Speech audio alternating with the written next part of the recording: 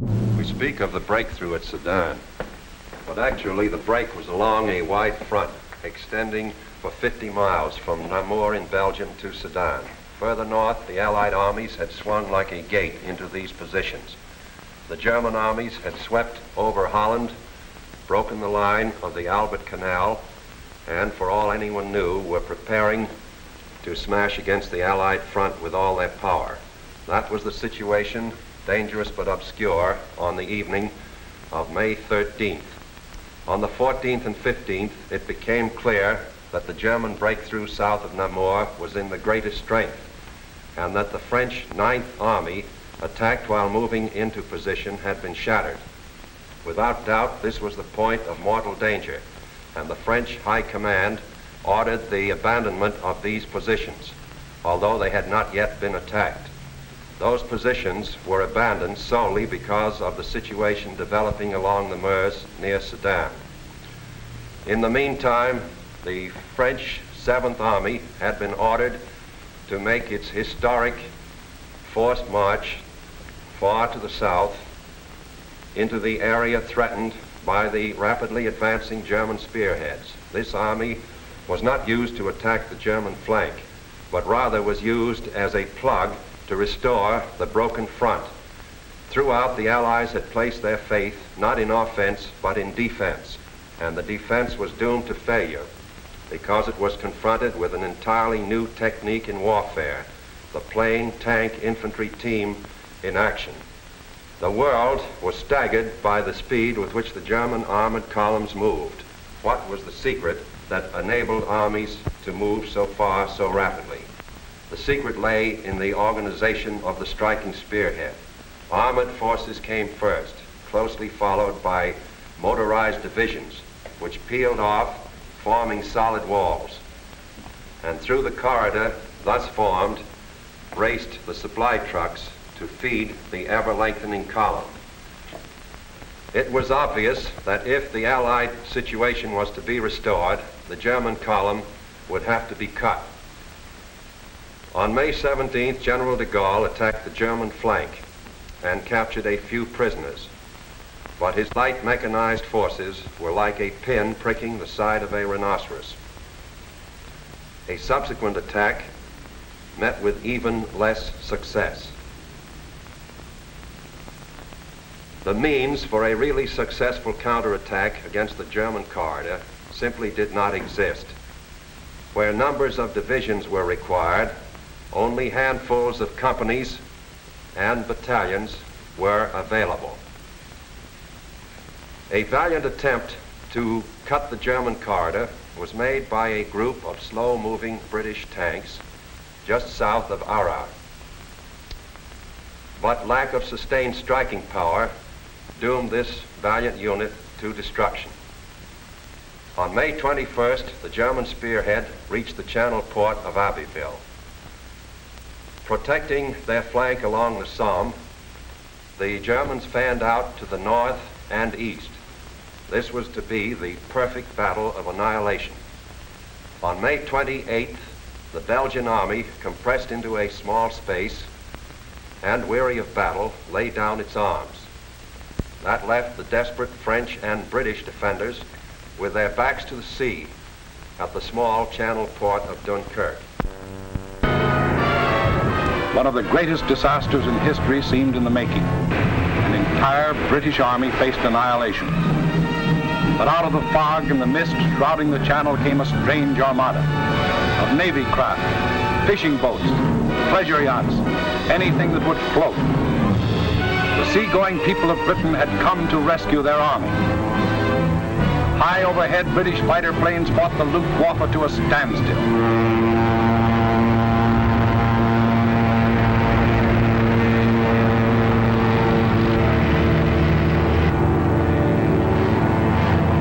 While below, small Allied suicide units held the Germans back long enough for the miracle of Dunkirk to take place.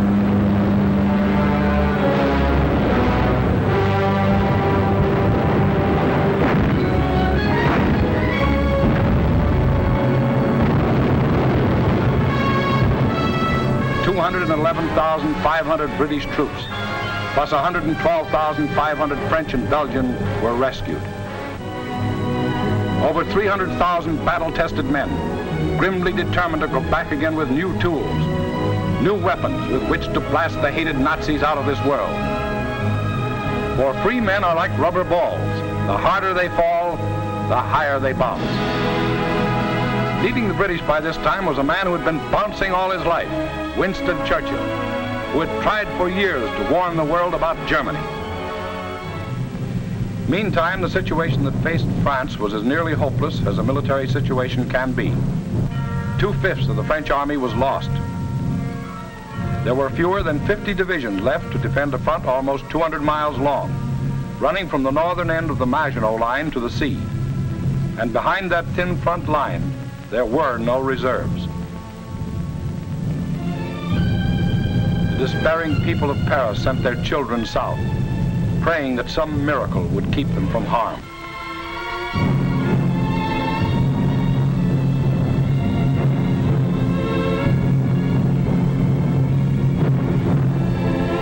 The hopeless men of the French army, without adequate arms or equipment, braced themselves for the coming blow. The first blow fell on June 5th. The French resistance was determined, but by June 8th, the left flank army had been shattered and a general withdrawal was ordered to the line of the Marne and the Seine. On June 9th, the German main attack came. Within 2 days, the German armored and motorized divisions roared out into the open terrain. With this breakthrough, the issue of the Battle of France was decided, and from that time on, there was official talk of an armistice. Now, what about the famous Maginot Line? Let's go back and take a look. On June 14th, the Germans launched 2 attacks against the Maginot Line. In both cases, penetrations were effected, but we must remember that this was against fortifications defended by men devoid of hope. In the meantime, Mussolini, now thinking it's safe, sent his divisions racing across the border. The hand that held the dagger has struck it into the back of its neighbor.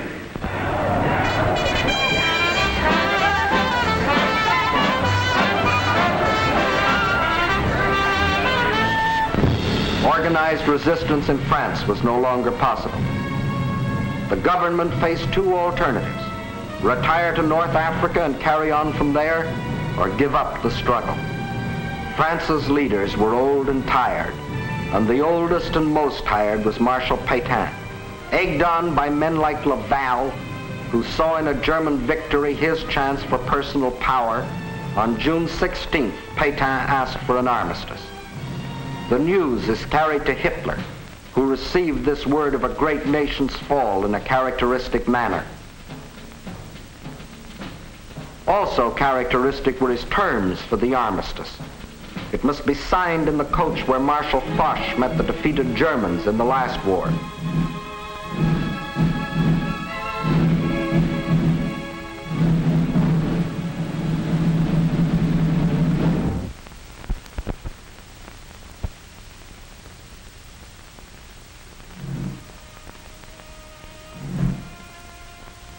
The French delegation arrives to pay the final price of French disunity and the treachery of some of its leaders. The final price, a price that for centuries to come, the French won't forget. More than 3/5 of their country was to be blacked out by a military occupation. The remainder was to be controlled by a French government acceptable to Hitler. A tax of 400 million francs a day was to be imposed on the French people to support the German army of occupation. Nearly 2 million French prisoners of war were to be taken into Germany and kept there as hostages, to work as slaves or rot of hunger, tuberculosis, or other diseases in concentration camps. Men deliberately and permanently separated from their families in order to decrease the French birth rate and thus eliminate France as a world power in future generations. French civilians, men, women, and children, must slave on farm or in factory for the Nazi master race, or starve. There will be a class of subject alien races.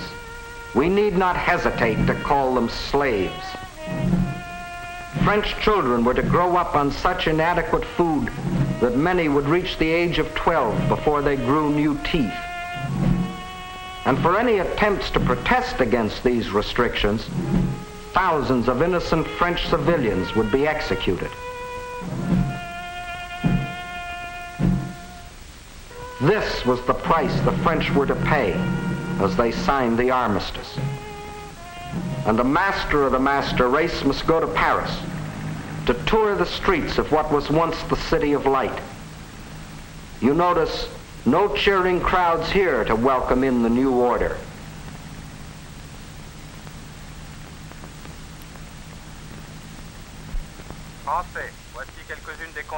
When the people of Paris come to the streets again, it is to hear the voice of dictators telling them what they must do,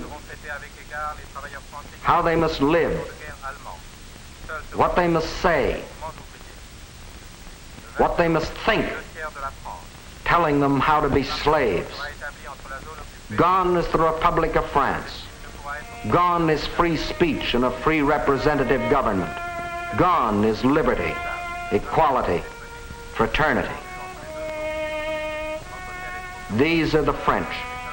With their ears they listen, but their minds and their hearts, these are down on the Mediterranean where the battle colors of the regiments are being taken to Africa, out of the Nazi grasp. The people weep as their glory departs, for they don't as yet know that France has hope, a rallying point. Charles de Gaulle, a soldier in the great tradition of Foch, is not surrendering. He will continue to fight, gathering about him loyal Frenchmen from all over the world to become the Free French Army, the Fighting French.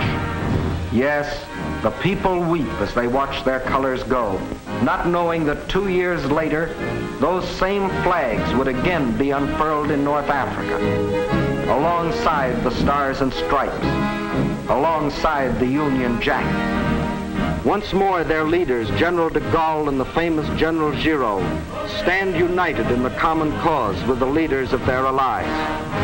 Once more, the red, white, and blue of France is raised on high.